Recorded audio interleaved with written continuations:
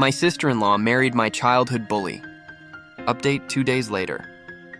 We had another small family gathering at Emily's apartment in Costa Mesa.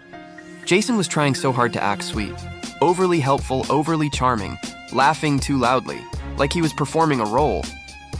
But something was off. He kept glancing at Emily every time she spoke, like he was monitoring her.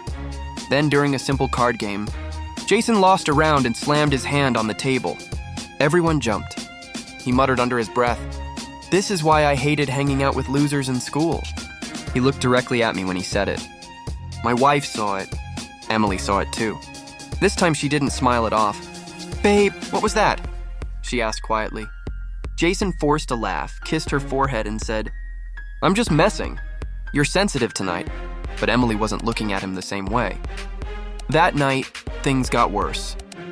After the card game, we stepped outside to get fresh air. Emily stayed inside with Jason. 5 minutes later, we heard their voices on the balcony.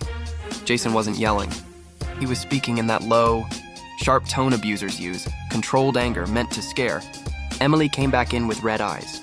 Jason walked in right behind her with his fake smile glued back on. Then at dinner, Emily made a small joke about Jason forgetting to buy milk. Nothing mean, nothing serious. Jason turned to her, eyes cold, and said quietly, but loud enough for every person at the table to hear, "You're pathetic."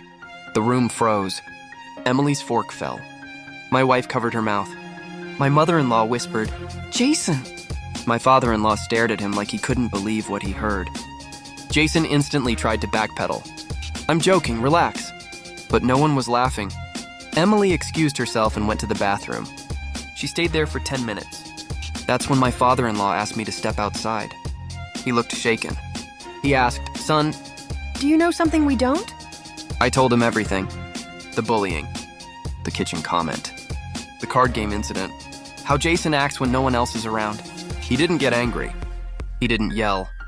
He just closed his eyes and whispered, "I think my daughter made a terrible mistake."